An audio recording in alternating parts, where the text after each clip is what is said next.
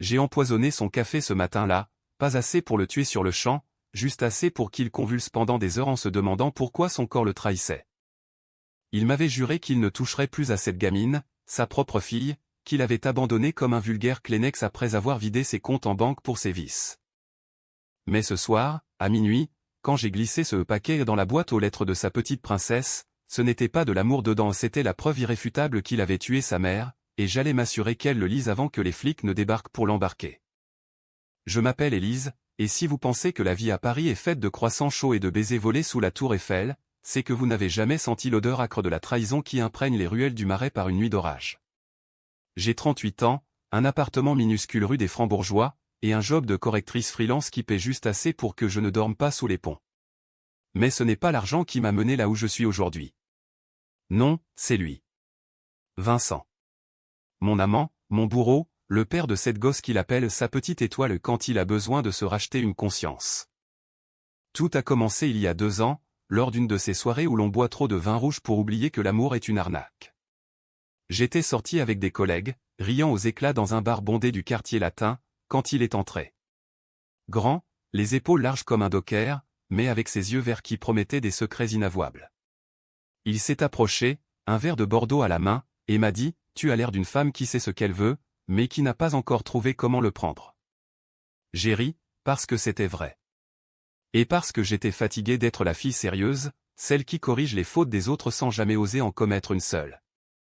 On a couché ensemble cette nuit-là, dans son hôtel particulier du 16e arrondissement, un endroit qui puait l'héritage familial et les mensonges. Il m'a raconté qu'il était veuf, que sa femme était morte dans un accident de voiture 3 ans plus tôt, laissant derrière elle une fille de 12 ans, Chloé, confiée à une tante pendant qu'il se remettait. J'ai cru à son chagrin, à ses larmes qu'il versait en me serrant contre lui, son corps encore chaud de nos ébats. Elle était tout pour moi, murmurait-il, et je le consolais comme une idiote, en pensant que j'étais celle qui allait le sauver. Les mois suivants ont été un tourbillon. Dîner aux chandelles chez l'ami Louis, promenade le long de la Seine où il me glissait des bijoux volés à sa défunte épouse ou des perles fines qui me serraient la gorge comme un avertissement. Il était généreux, possessif, et je m'y suis habitué. Chloé, je ne l'ai vue qu'une fois, lors d'une visite surprise chez la tante, une femme acariâtre nommée Martine qui habitait un HLM à Clichy. La gamine était maigre, avec des cheveux châtains en bataille et des yeux trop grands pour son visage pâle. Elle m'a regardé comme si j'étais une intruse, et Vincent a ri, « Ne t'inquiète pas, ma puce, Élise est là pour nous aider à être une famille. » Mais je voyais bien qu'il l'évitait, qu'il préférait nos nuits sans attache. Puis, les fissures sont apparues. D'abord, les absences, des voyages d'affaires à Lyon ou Marseille qui duraient des semaines. Je fouillais son téléphone quand il dormait, trouvant des messages codés à des numéros inconnus. Besoin de 5K pour le prochain couple, disait l'un. La gosse pose trop de questions, répondait un autre. Je me disais que c'était du business, qu'il trempait dans des affaires louches ou peut-être de l'immobilier gris, ou pire, mais je l'aimais trop pour creuser. Jusqu'à ce soir d'octobre, pluvieux comme un deuil, où il est rentré ivre, les phalanges écorchées. Il a osé me toucher, a-t-il grogné en jetant son manteau sur le sol. Ce salaud de bookmaker. J'ai bandé ses mains, écouté ses jurons contre un créancier qu'il avait tabassé pour une dette de jeu. Mais le lendemain, en vidant ses poches pour la laverie, j'ai trouvé ça, une photo froissée de Chloé, avec un mot griffonné au dos, paiement ou elle y passe.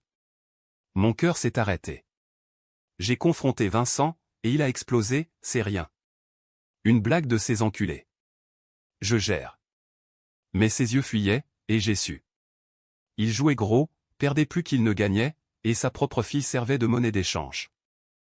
J'ai essayé de partir, ce soir-là. J'ai fait mes valises, direction la gare de Lyon pour rentrer chez ma mère à Toulouse.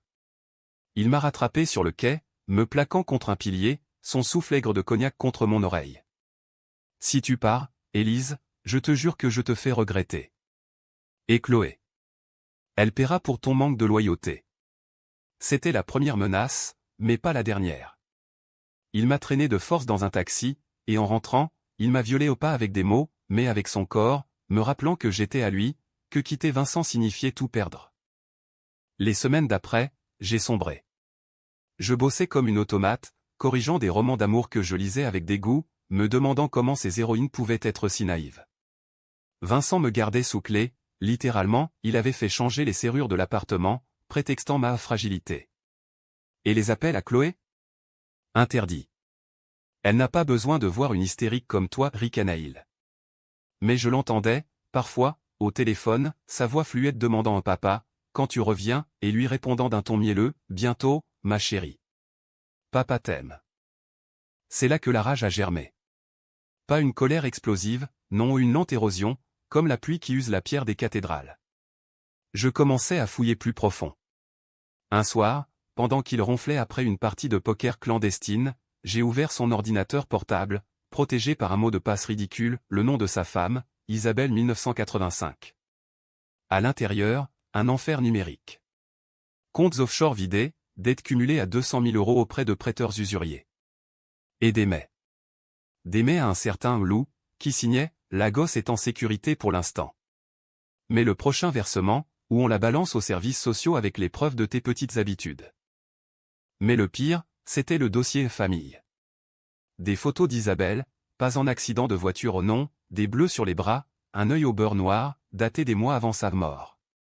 Et un enregistrement audio, la voix de Vincent, hurlant « Si tu parles de mes dettes à qui que ce soit, je te jure que tu regretteras d'avoir accouché de cette merde. » Suivi d'un cri étouffé, puis le silence. Isabelle n'était pas morte dans un crash. Elle s'était enfuie, ou pire. Et Vincent l'avait fait taire, d'une façon ou d'une autre. J'ai vomi dans l'évier cette nuit-là, les mains tremblantes sur le formica froid. Chloé n'était pas au courant. Comment aurait-elle pu? Martine, la tante, la protégeait comme un bouclier humain, mais pour combien de temps? Vincent avait déjà commencé à la menacer, elle aussi, si tu ne fermes pas ta gueule sur l'héritage, je raconte à la gosse ce que sa mère a vraiment fait. L'héritage, les 300 000 € de l'assurance vie d'Isabelle, que Vincent avait empoché en falsifiant les papiers. C'est à ce moment que j'ai décidé. Pas de fuite, pas de pleurs. De la vengeance. Pure, calculée, comme un roman de Simenon où le crime est commis avec la précision d'un horloger. J'ai commencé par le poison au pas du cyanure hollywoodien, mais de l'anticoagulant pour rat, dilué dans son café du matin. Une dose infime, juste pour le faire saigner des gencives, pour qu'il sente la peur ramper dans ses veines. Il a toussé, blêmi, et m'a regardé avec suspicion. Qu'est-ce que tu as mis là-dedans, salope? J'ai souri, du sucre, mon amour. Pour adoucir ta journée. Mais ce n'était que le début. Le paquet dont il me parle dans ses menaces récentes, ce colis qu'il exige que je livre à Chloé avant minuit, sous peine de tout balancer aux flics sur tes petits secrets, n'est pas ce qu'il croit. Il pense que c'est l'argent qu'il m'a forcé à emprunter à ma famille, emballé pour racheter sa dette. Mais dedans, il y a autre chose, une clé USB avec tous les fichiers que j'ai copiés. Les photos, les mails, l'enregistrement. Et une lettre, écrite de ma main, expliquant à Chloé qui est vraiment son père. Il n'a pas tué ta mère par accident, ma petite. Il l'a poussée dans les escaliers, après l'avoir battue pour la énième fois. Et maintenant, il veut te sacrifier pour ses jeux. Minuit approche. Il m'a enfermé dans la chambre, le téléphone arraché, mais j'ai forcé la fenêtre. Ces vieux lofts parisiens ont leur faiblesse. Je cours maintenant, le paquet sous le bras, le cœur battant comme un tambour de carnaval. Les rues du Marais sont désertes, l'air chargé d'humidité, et chaque ombre me semble être lui, me pourchassant. Mais je sais où va Chloé ce soir. Martine l'a emmenée à un spectacle de Noël au théâtre du Châtelet, pour lui changer les idées. Je les y trouverai, et je glisserai ce poison au pas chimique, cette fois, mais émotionnel dans leurs mains. Les lumières de Noël clignotent comme des mensonges sur les façades haussmanniennes, et je slalome entre les passants en mitouflé, mon souffle formant des nuages blancs dans l'air glacé. Vincent m'a texté une dernière fois avant de m'enfermer, livre le fric à Chloé, ou je te fais coffrer pour complicité. Tu sais de quoi je parle. Complicité. Il bluffe, bien sûr. Il n'a aucune preuve que j'ai participé à ces magouilles, mais la peur est son arme préférée, celle qu'il aime voir se tordre dans les tripes des autres. Moi, j'ai appris à la retourner contre lui, comme un couteau qu'on fait pivoter dans la plaie. Je repense à la première fois qu'il m'a frappé. C'était après une dispute sur Chloé où j'avais osé suggérer qu'il la voie plus souvent, qu'il arrête de la traiter comme un fardeau. Il m'a giflé, fort, ma joue enflant comme une pâte à pain sous mes doigts. Tu ne touches pas à ma famille, a-t-il sifflé, et j'ai pleuré, non de douleur physique, mais parce que j'avais vu en lui le monstre qu'Isabelle avait dû affronter seule. Le lendemain, il s'est excusé avec des roses et un week-end à Deauville, et j'ai pardonné, parce que c'est ce qu'on fait quand on est Élise, on corrige les erreurs des autres, on les lisse jusqu'à ce qu'elles paraissent parfaites. Mais la correction a ses limites. J'ai commencé à compiler les preuves en secret, la nuit, quand le sommeil fuyait. J'ai hacké son mail avec un tuto trouvé sur un forum obscur, rien de sophistiqué, juste un mot de passe recyclé. Et là, l'abîme, des transferts d'argent vers des comptes à Chypre, des photos de Chloé endormie dans son lit, prises par un ami pour s'assurer qu'elle est sage. Lou, encore lui. Un ex-tolard que Vincent avait rencontré en prison pour escroquerie, libéré sur parole et maintenant chargé de veiller sur la gosse. Martine était au courant, bien sûr, où elle encaissait des enveloppes pour fermer les yeux. J'atteins le théâtre du Châtelet, ses colonnes néoclassiques illuminées comme un palais de contes de fées. Mais ce soir, il n'y a pas de magie pour moi, seulement une urgence qui me noue l'estomac. Le balai de Noël bat son plein à l'intérieur, la Nutcracker avec ses tutus roses et ses flocons en papier. Je paye une place debout au guichet, 50 € que je n'ai pas, et je me faufile dans la foule, cherchant Martine et Chloé parmi les familles endimanchées. Elles sont là, au 3e rang, Chloé fascinée par la scène, ses yeux brillants reflétant les spots. Martine, voûtée par les ans et les soucis, lui tient la main comme une encre. Je m'approche pendant l'entracte, le cœur en vrac. Martine, je murmure, et elle sursaute, me fusillant du regard. « Qu'est-ce que tu fous ici ? Il t'a lâché ?» Sa voix est un râle de fumeuse invétérée. « Écoute-moi. Juste une minute. » Je sors le paquet, le temps comme une offrande empoisonnée. C'est pour Chloé. De la part de Vincent. Mais il y a plus. Chloé se tourne, curieuse, et pour la première fois, je vois en elle une version miniature d'Isabelle aux ses pommettes hautes, ce menton têtu. « Bonjour, Élise, dit-elle poliment, comme si j'étais une tante lointaine. Papa va bien ? Il m'a promis un cadeau pour Noël. Je ravale la bile. Il va bien. Tiens, c'est ça. Je glisse le paquet dans ses mains, et Martine fronce les sourcils, prête à le jeter. Mais Chloé l'ouvre déjà, impatiente, déchirant le papier. Dedans, pas d'argent, juste la clé USB, enveloppée dans ma lettre. Ses petits doigts hésitent, puis elle lit le titre que j'ai écrit en majuscule, « La vérité sur papa ». Martine arrache le papier, ses yeux s'écarquillant. « Bordel, Élise, qu'est-ce que c'est que cette merde ?» Je ne réponds pas. Au lieu de ça, je sors mon téléphone, celui de secours, caché dans ma botte, et j'appuie sur « Envoyer ». Un mail anonyme vers la police, avec toutes les pièces jointes. Les bleus d'Isabelle, les dettes, l'enregistrement. Et un dernier, pour le procureur, homicide volontaire sur Isabelle Moreau, dissimulé en accident. Chloé pleure maintenant, lisant à voix haute, « Ta mère n'est pas morte dans une voiture. Ton père l'a tuée parce qu'elle voulait te protéger de lui. » Les gens autour nous dévisagent, l'entracte se transformant en chaos. Martine attrape mon bras, ses ongles comme des serres. « Tu vas le payer, salope. Il va te détruire. » Mais je secoue la tête, un sourire froid aux lèvres. Non, Martine. C'est lui qui paie. Pour Isabelle. Pour Chloé. Et pour moi. Je m'échappe dans la cohue, le balai reprenant ses notes joyeuses comme une ironie cruelle. Dehors, la pluie s'est mise à tomber, drue, lavant les trottoirs comme pour effacer mes traces. Mon téléphone vibre un numéro inconnu. « Vincent, où es-tu ? Que as-tu fait ?» J'efface le message, et j'appelle un taxi direction l'aéroport. Toulouse m'attend, ma mère avec ses bras ouverts et ses questions que je n'aurai pas à répondre tout de suite. Mais la vengeance n'est pas finie. En chemin, je repense à l'anticoagulant. Il doit être en train de saigner, seul dans l'appartement, appelant un médecin qui arrivera trop tard pour arrêter l'hémorragie interne. Pas mort, non, juste brisé, comme il m'a brisé. Et quand les flics frapperont à sa porte, ce sera Chloé qui tiendra la clé USB, pas moi. Elle, la victime innocente, qui portera l'accusation. Pour la première fois depuis des mois, je respire. L'air sent la liberté, même si elle a le goût du sang. Le taxi file sur le périphérique, ses phares balayant les flaques comme des projecteurs de scène. Je ferme les yeux, laissant le ronron du moteur apaiser le tumulte dans ma tête. Vincent doit être en panique maintenant, son corps le trahissant goutte à goutte, chaque battement de cœur pompant un peu plus de poison dans ses artères. J'imagine son visage, ce mélange de rage et de terreur quand il comprendra que le paquet n'était pas de l'argent, mais sa propre tombe béante. À Toulouse, l'aéroport est un havre de lumières artificielles, loin du glamour parisien. Je prends un billet pour le premier vol, un aller simple vers le sud, peut-être Nice, ou Marseille, où l'on peut se fondre dans la foule des vacanciers. Ma mère m'attend chez elle, dans sa petite maison de briques à Blagnac, avec son jardin potager et ses ragots de quartier. Elle n'a jamais aimé Vincent, il a l'œil fuyant, comme un renard qui vole les poules, disait-elle lors de nos rares visites. Si elle savait la moitié de la vérité, elle me serrait contre elle sans un mot, et on boirait du pastis en écoutant la radio.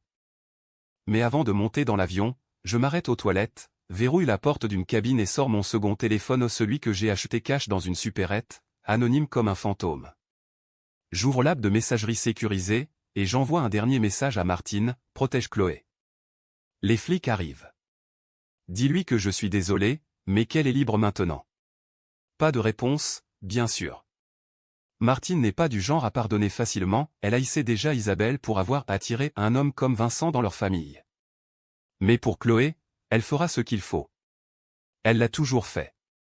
Repensant à Isabelle, je fouille dans mes souvenirs volés. Sur l'ordinateur de Vincent, j'avais trouvé son journal intime, scanné en PDF comme un trophée macabre. Des pages noircies d'encre tremblante, il me jure que c'est la dernière fois. Mais les dettes montent, et Chloé entend tout. Hier, il a menacé de la placer en foyer si je ne signe pas pour l'hypothèque. Les entrées s'espacent, puis s'arrêtent abruptement après une note, je pars ce soir. Pour elle. Pas de suite. Juste le dossier d'assurance, avec le rapport falsifié, accident sur la 6, frein défaillant. Mais j'avais vu les photos de la voiture intacte, garée dans un hangar à la périphérie de Paris. Vincent l'avait vendue pour 5 000 €, cash. La rage me submerge à nouveau, une vague brûlante qui me fait serrer les poings jusqu'à ce que mes ongles entaillent les paumes. Isabelle n'était pas une sainte, le journal le disait, des disputes, des cris, une addiction au vin pour noyer la peur. Mais elle aimait Chloé d'un amour farouche, primal, comme une louve protégeant son petit. Et Vincent? Il l'avait brisée parce qu'elle osait lui résister, parce qu'elle voulait divorcer et prendre la garde exclusive. La chute dans les escaliers? Pas un accident. L'enregistrement le prouvait, ses hurlements, puis un choc sourd, suivi de sa voix essoufflée, « Merde, Isabelle, qu'est-ce que t'as fait ?» Je monte dans l'avion, le siège collant contre ma peau moite. Le décollage est rude, la piste glissante sous la pluie, et je m'accroche aux accoudoirs, priant pour que ce ne soit pas ma fin. Pas maintenant, pas après tout ça. À bord, je commande un café au noir, amer, et je le sirote en regardant par le hublot les lumières de Paris s'estomper comme un mauvais rêve. Mais les rêves ont des suites, et la mienne n'est pas terminée. À l'atterrissage à Toulouse, minuit sonne sur mon téléphone. Vincent doit être aux urgences maintenant, hurlant pour un antidote qu'il n'aura pas. Et Chloé? Elle aura lu la lettre, vu les preuves. Je l'imagine, recroquevillée sur son lit chez Martine, sanglotant pour un père qui n'en était pas un. La culpabilité me ronge. Est-ce que j'ai le droit de lui voler ça? De transformer son héros en monstre? Mais oui, parce que le silence tue plus lentement que la vérité. Et Isabelle l'aurait voulu ainsi. Ma mère m'attend à l'arrivée, son visage ridé par l'inquiétude éclairé par les néons. Élise, ma chérie, qu'est-ce qui t'amène à cette heure? Je l'embrasse, inhale son odeur de lavande et de tabac froid. Besoin de toi, maman. Juste un peu. On rentre en silence, la Clio brinque-ballant sur les routes de campagne. Chez elle, le feu crépite dans la cheminée, et elle me prépare un thé à la menthe, comme quand j'étais petite et que papa partait en voyage. Je lui raconte tout, ou presque. Pas le poison, ça, c'est mon secret, une ligne que je ne franchis pas, même avec elle. Mais Vincent, les menaces, Chloé, Isabelle. Ses yeux s'embuent, et elle me serre la main, tu as bien fait, ma fille. Les hommes comme lui, on les enterre vivants dans leurs mensonges. On parle jusqu'à l'aube, de la force des femmes, de comment survivre quand l'amour vous étouffe. Et pour la première fois, je dors sans cauchemar, bercé par le tic-tac de l'horloge murale. Le lendemain, les nouvelles éclatent. Un appel de mon ex-collègue parisienne, Élise, t'as vu? Ton Vincent est en tôle. Accusé de meurtre sur son ex-femme, et d'être jusqu'au cou. La gosse a tout balancé aux flics. Je fais mine de l'ignorer, feignant la surprise. Mon Dieu, c'est horrible. Mais intérieurement, c'est une explosion de lumière, un soleil levant sur des années d'ombre. Pourtant, la vengeance a un prix. Martine m'appelle 2 jours plus tard, voix brisée, Chloé veut te voir. Elle dit que tu es la seule qui lui a dit la vérité. Je hésite, le combiné glissant dans ma paume moite.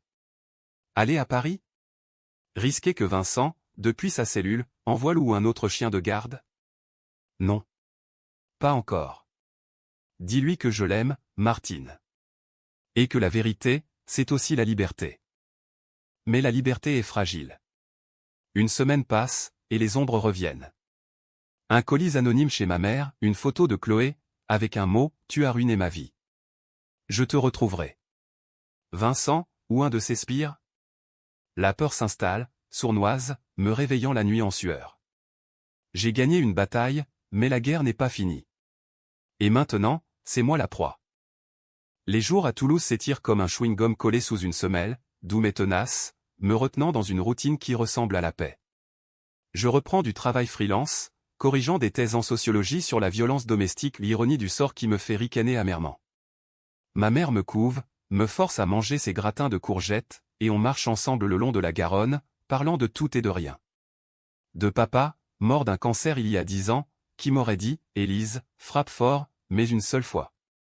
De l'enfance, ces étés à la plage de Collioure où l'odeur de thym se mélangeait au sel. Mais sous cette quiétude, la vigilance ne dort jamais. Chaque bruit de voiture dehors me fait sursauter, chaque appel inconnu est un potentiel piège. Le colis anonyme hante mes nuits. Je l'ai brûlé dans le jardin, les flammes dévorant le papier avec une voracité satisfaisante, mais les mots persistent, je te retrouverai. Vincent est en détention provisoire à Fresnes, en attente de son procès pour homicide involontaire. Les flics n'ont pas encore tous les tenants, mais Chloé a parlé, et l'autopsie rouverte sur Isabelle commence à révéler des fractures suspectes. Lou, son complice, a été arrêté pour extorsion, il a craqué comme un œuf sous la pression, avouant les menaces sur la gosse. Pourtant, quelqu'un rôde. Peut-être un créancier furieux, ou un ami de Vincent dans le milieu des jeux. Je décide d'agir. Pas de fuite éternelle, ça, c'est pour les lâches. Je contacte un avocat via un forum en ligne, une femme nommée Sophie qui se spécialise dans les victimes de violences conjugales.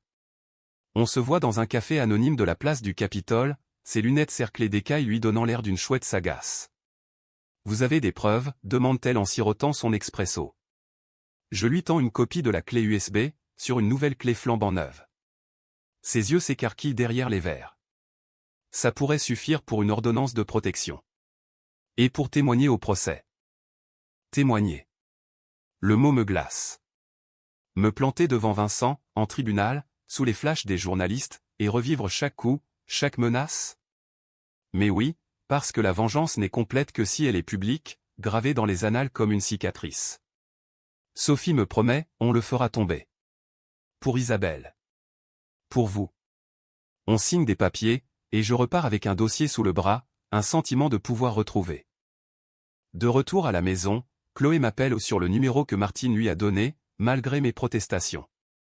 Sa voix est un filet ténu, entrecoupé de hoquets. Élise? C'est moi. Pourquoi tu m'as fait ça? Je m'assois sur les marches du perron, le soleil couchant peignant le ciel en orange sanguine. Chloé, ma puce. Je t'ai libérée. Ton père. Il n'était pas l'homme que tu croyais. Elle sanglote, mais il m'aimait. Il me disait toujours que maman était partie à cause d'un accident. Je ferme les yeux, imaginant son visage ravagé par le deuil neuf. Il mentait, Chloé. Pour se protéger. Mais toi, tu es forte, comme ta mère. Tu vas survivre. On parle 1 heure, de tout, ses rêves de devenir danseuse, comme dans le ballet qu'on a vu ensemble, de Martine qui râle mais cuisine des crêpes les dimanches, de l'école où les gosses chuchotent maintenant sur la famille maudite. Je lui promets de venir la voir bientôt, quand les choses se tassent. Et le paquet? C'était pas de l'argent, demande-t-elle. Je ris doucement, non, c'était la vérité. Plus précieuse que tout l'or du monde. Mais la nuit venue, les doutes assaillent. Ai-je vraiment aidé Chloé, ou les jeux condamnés à une enfance brisée? Vincent l'appelait sa petite étoile, et même si c'était du vent, elle y croyait. Maintenant, elle navigue dans un vide sidéral, sans père, sans mère, juste Martine et ses factures en retard. La psychologie des enfants, je l'ai lu dans mes corrections, le trauma se niche dans les fissures, grandit comme une moisissure. Ai-je été la sauveuse, ou la destructrice? Le lendemain, Une lettre arrive, pas un colis, mais un recommandé de la police parisienne. Madame, suite à votre signalement anonyme, nous confirmons l'ouverture d'une enquête pour meurtre prémédité. Votre témoignage serait précieux. Mon cœur s'emballe. Ils ont remonté jusqu'à moi. Comment? La clé USB avait un métadonnées traçable? Je panique, appelle Sophie en urgence. C'est bon signe, me dit-elle. Ils veulent vous protéger. Venez à Paris. On prépare votre déposition. Paris. Retour aux sources du poison. Je réserve un billet TGV, dis à ma mère que c'est pour régler des affaires. Elle me serre, murmure, sois prudente, ma fille. Les fantômes ne meurent pas facilement. Le train file à 300 km/h, paysage flou comme mes pensées. À la gare de Lyon, un flic en civil m'attend, un type trapu nommé Duval, avec une moustache à la Colombo. Madame Lemoine? Suivez-moi. On a un mandat contre Vincent Moreau. Et un pour vous interroger. Interroger?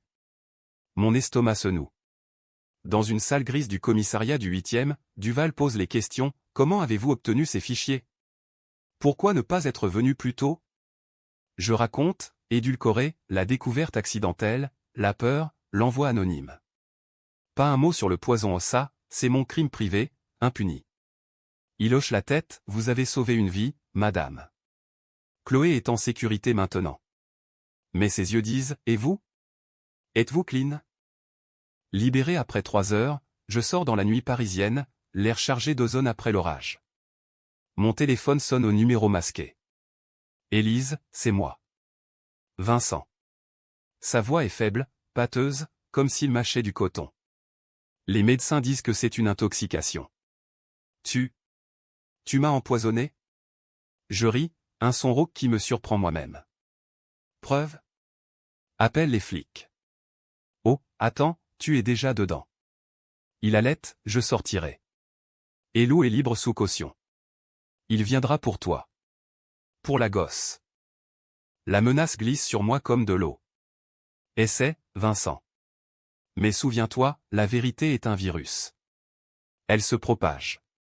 Je raccroche, et pour la première fois, je me sens invincible. Demain, le procès. Et ma vengeance, elle, n'aura pas de juge. Le palais de justice de Paris, place Dauphine, est un mastodonte de pierre grise, ses colonnes comme des barreaux géants sur le ciel laiteux de janvier. Je franchis les portes métalliques détecteurs, le cœur cognant un rythme de jazz détraqué, et Sophie m'attend dans un couloir au mur jauni par la nicotine fantôme. Respirez, Élise. Vous êtes du bon côté. Facile à dire. Pour elle, c'est un job, pour moi, c'est l'apothéose d'un opéra sanglant. La salle d'audience est bondée, journalistes au carnet frénétique, famille de victimes au visage tiré, et au fond, Martine avec Chloé la gosse en robe noire trop grande, les cheveux nattés comme pour un enterrement.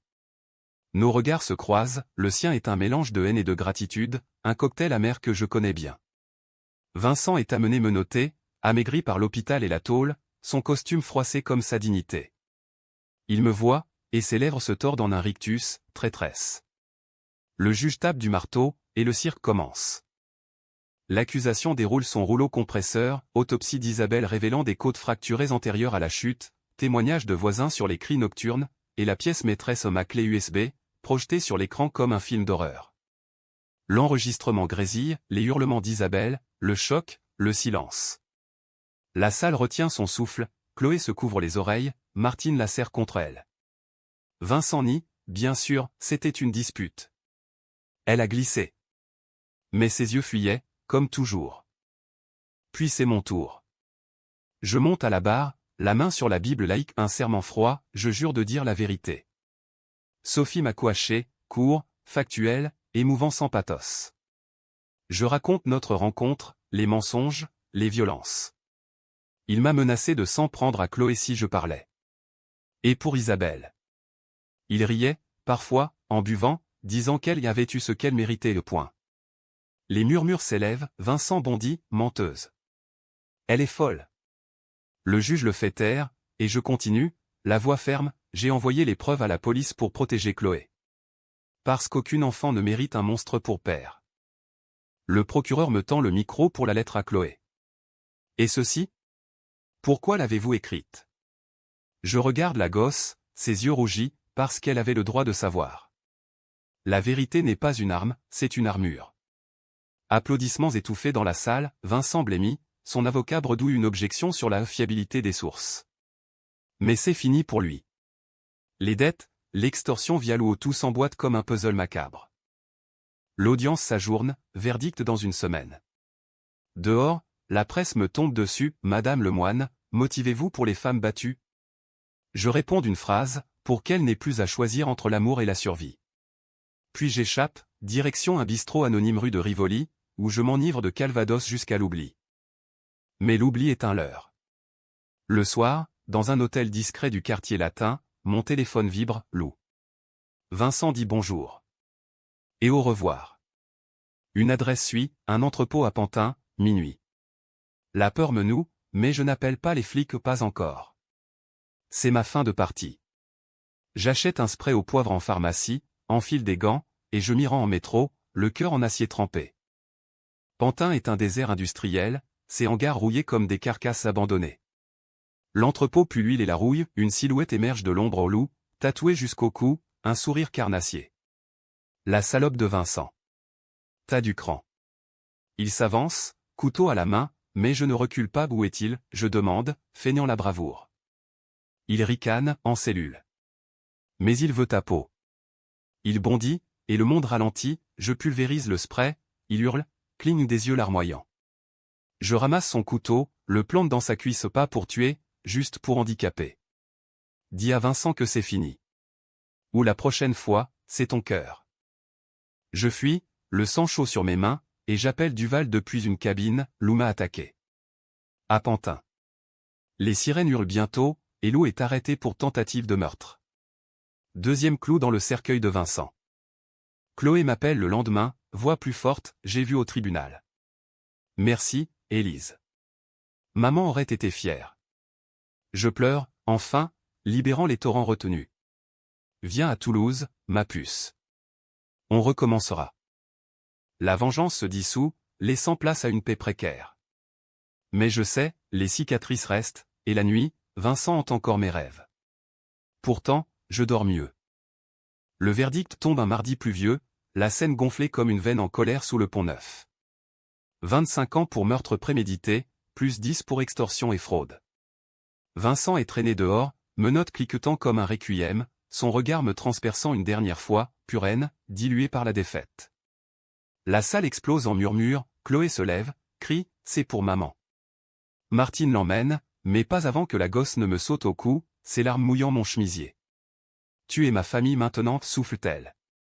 Je la serre, brisée et entière à la fois. Les jours suivants sont un brouillard de interviews et de thérapie. Sophie me recommande une psy, une femme aux cheveux gris nommée Claire, qui dissèque mes traumas dans un cabinet lambrissé du VE arrondissement. La vengeance vous a sauvé, Élise, mais elle vous a aussi marqué. Parlez-moi du poison. Je sursaute. Comment c'est-elle? Les analyses sanguines de Vincent. Traces d'anticoagulants. Vous. Je nie, d'abord, puis craque, tout, du café empoisonné à la fuite. Elle ne juge pas, elle écoute, et prescrit des séances hebdo. Vous n'êtes pas un monstre. Juste une survivante. Chloé vient à Toulouse pour les vacances de Pâques, Martine en chaperon réticent. On visite le Capitole, on mange des cassoulets trop lourds, et on parle d'Isabelle, pas de sa mort, mais de sa vie, ses recettes de cuisine, ses chansons fredonnées en faisant la vaisselle. Chloé dessine, des portraits de nous trois, avec des sourires forcés mais vrais. Je veux être comme toi, Élise. Forte. Je secoue la tête, non, ma puce. Sois toi. C'est déjà assez. Vincent m'écrit depuis sa cellule ou des lettres rageuses, postées par un codétenu. Tu paieras en enfer. Je les brûle, une par une, dans le jardin de ma mère, observant les flammes danser comme des diables moqueurs. Lou prend perpète pour son rôle dans l'extorsion, les créanciers se dispersent, effrayés par le scandale. Et moi? Je reprends vie. Un nouveau job, édition chez une petite maison marseillaise aux Provence, soleil, loin des ombres parisiennes. Je voyage avec Chloé, lui montre les calanques, où l'eau turquoise lave les plaies. Mais le cœur, lui, guérit lentement. Les nuits, je rêve encore, Vincent me pourchassant dans les ruelles, son rire échoant comme un glas. Je me réveille en sueur, vérifie les serrures 2 fois. Claire dit que c'est normal le PTSD, ce fantôme insidieux. Écrivez, conseille-t-elle. Transformez la douleur en article. C'est ce que je fais, ce récit, ces mots que vous lisez, catharsis sur papier. Pas pour la gloire, mais pour exorciser. Un an passe.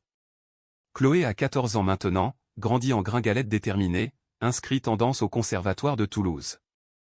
Martine s'est adoucie, m'appelle tante Élise avec une pointe d'ironie. Et Vincent? Oublié, presque. Un entrefilet dans le monde, suicide en cellule, pendu avec ses draps. Je ne ressens rien, pas de joie, pas de regret. Juste un vide comblé par le vent du sud. Aujourd'hui, je marche sur la plage de la Grande Motte, le sable chaud sous mes pieds nus, Chloé courant devant avec un cerf-volant en forme d'étoile. Regarde, Élise. Elle vole haut, crie-t-elle. Oui, elle vole.